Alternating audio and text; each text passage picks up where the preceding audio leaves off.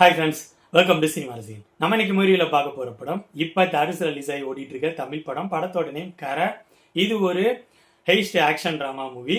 இந்த படத்தோட ஸ்டோரி 90களில் நடக்கிற மாதிரி காட்டுறாங்க. படத்தோட ஸ்டார்டிங்லேயே திருவரம்பூர்ல தனுஷ் கொள்ளையடிக்க போறாரு. கொள்ளையடிக்க போறப்ப இதுதான் தன்னோட லாஸ்ட் திருட்டு அப்படின்னு சொல்லிட்டு தான் திருட போறாரு. பட் அங்க அவரு மாட்டிக்கிறாரு. அங்கேருந்து அவரு போலீஸ் ஸ்டேஷனுக்கு கொண்டு போகப்படுறாரு.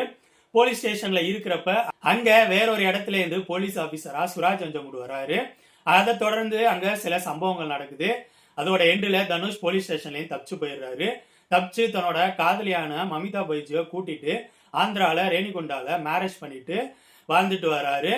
அவரோட லைஃப் சில மாசங்கள் நல்லா போகுது. பட் தன்னோட லைஃப் இப்படியே கஷ்டப்பட்டுட்டு போகணுமா, அடுத்த லெவலுக்கு போகணும் அப்படின்னு சொல்லிட்டு ஒரு சின்ன ஹோட்டல் ஆரம்பிக்கலாம் அப்படிங்கிற மாதிரி முடிவு பண்றாங்க. ஸோ அந்த ஹோட்டல் ஆரம்பிக்க பணம் தேவை. அந்த பணத்துக்காக தன்னோட அப்பாவான KS ரவிக்குமார் அவரை பார்க்கறதுக்காக ராமநாதபுரம் வராரு. அங்க அவங்களுக்கு சொந்தமா நிலம் இருக்கும். அந்த இடத்த பேங்க் மூலம் லோன் வாங்கி ஹோட்டல் ஆரம்பிச்சு எப்படியாவது லைஃப்ல அடுத்த லெவல் போகலாம் அப்படிங்கிற மாதிரி முடிவு பண்ணி அவங்க அப்பாவை பார்க்க வர்றாரு. KS ரவிக்குமாரை மீட் பண்றாரு. பட் அடுத்தடுத்து சில அசம்பாவிதங்கள் நடக்குது. தனுஷுக்கு திருடி தான் ஆகணும் அப்படிங்கிற மாரி ஒரு சூழ்நிலை உருவாகுது. இதுக்கப்புறம் படத்தில் நடக்கிற சம்பவங்கள் தான் கரை. என்ன பொறுத்த வரைக்கும் இந்த படத்தோட டெக்னிக்கல் விஷயங்களும் இந்த படத்தில் நடிச்சவங்களோட பெர்ஃபார்மன்ஸ் ரெண்டும் சூப்பரா இருந்துச்சு. விக்னேஷ் ராஜா இதுக்கு முன்னாடி டைரக்ட் பண்ண படம் போர் தொழில்.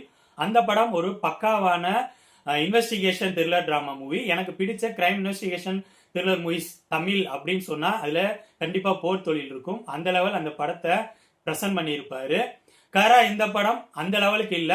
இந்த படத்தோட செகண்ட் ஹாஃப் ஸ்கிரீன் பிளே பரபரப்பா இருந்துச்சு. பட் படம் கமர்ஷியலா இருக்கிற மாதிரி தான் ஃபீலை கொடுத்துச்சு. ஃபர்ஸ்ட் ஹாஃபோட ஸ்கிரீன் பிளேல இன்ட்ரோல் பிஃபோர் வர ஒரு 20 to 25 மினிட்ஸ் சுவாரஸ்யமா இருந்துச்சு. அதை தாண்டி படத்தோட ஸ்டார்டிங்ல இருந்து படம் கிட்டத்தட்ட ஒரு எமோஷனல் டிராமாவா கொண்டு போயிருந்ததுனால நிறைய இடங்கள்ல படம் கொஞ்சம் ஸ்லோவா போற மாதிரி தான் ஃபீலை கொடுத்துச்சு. அது மட்டும் இல்லாம படத்தோட லென்த்தை கொஞ்சம் குறைச்சிருக்கலாம். இந்த படம் தனுஷ் அவரோட ஃபேன்ஸுக்கு பிடிக்க வாய்ப்பு இருக்கு.